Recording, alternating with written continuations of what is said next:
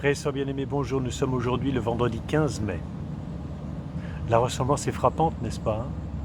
Comme il était de passage à Paris, j'en ai profité hier pour laisser la parole à mon frère jumeau. Alors, il l'a prise derrière moi, il est retourné à son propre ministère. Mais s'il repasse par ici, je vous promets de lui laisser de nouveau l'antenne. Aujourd'hui, je suis tout à la joie de vous annoncer que le Père Lucien devrait revenir en communauté sans trop tarder maintenant. Nous avons eu hier son médecin au téléphone qui nous a annoncé que sa sortie de l'hôpital était très sérieusement envisagée pour les jours à venir. Quand précisément, nous ne pouvons pas le dire à l'heure qu'il est, mais c'est à l'ordre du jour. Nous en rendons grâce pour le Père et pour nous aussi. L'étau se dessert donc pour le Père Lucien, comme il se dessert aussi dans notre vie relationnelle. Nous sommes entrés dans la période de déconfinement progressif et c'est peut-être le moment de faire un peu l'inventaire des bénéfices que nous pouvons tirer de ce confinement que nous venons de vivre, de ces près de 60 jours passés confinés. Oui, des bénéfices, il y en a, si petits soient-ils. Il ne faut surtout rien relâcher, on ne lâche rien et ne rien relâcher des efforts que nous avons faits. Si nous avons fait qu'un tout petit effort pour rendre la vie plus harmonieuse, plus paisible, plus ordonnée, eh bien ce petit effort ce n'est pas rien. Ne nous focalisons donc pas sur les manques, sur les loupés, sur nos démissions, mais retenons ce petit effort que peut-être nous avons fait et qui a rendu la vie plus simple. Ce petit effort, c'est un petit peu comme les 5 pains et les 2 poissons que Jésus a utilisés, a pris, qu'il a bénis pour multiplier les pains et nourrir la foule.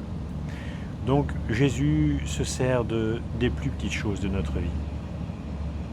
C'est sur ce petit effort que nous allons désormais, à partir d'aujourd'hui, capitaliser, investir pour réinventer, rebâtir une vie, oui, nouvelle en Jésus. Ne retournons donc pas à nos habitudes passées. Capitalisons ces petits efforts que nous avons faits dans cette période très très particulière que nous venons de vivre.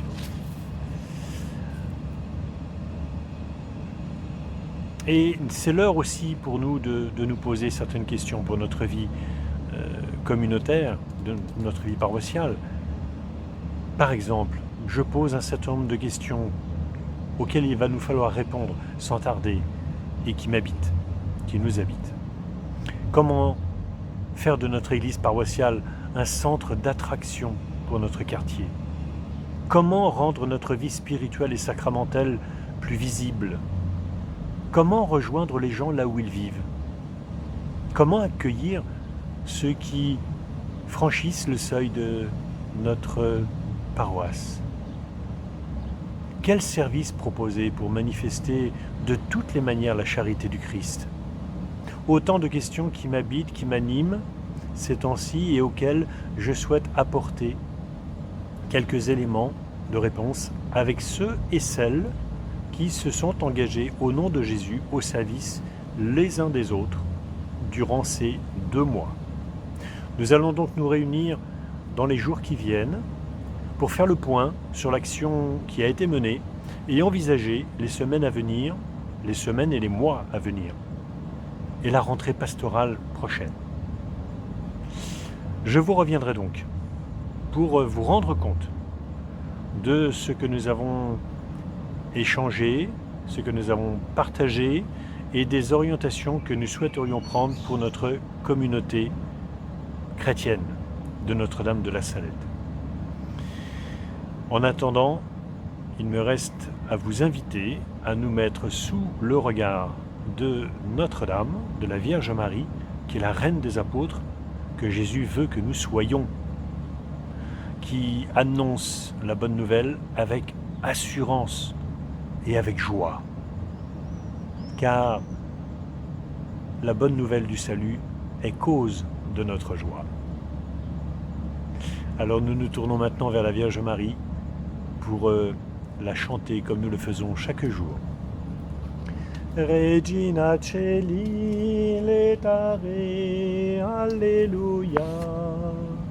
Quia quem meruisti portare, Alleluia. Resurrexit sicut dixit, Alleluia. Ora pro nobis Deum, Alléluia.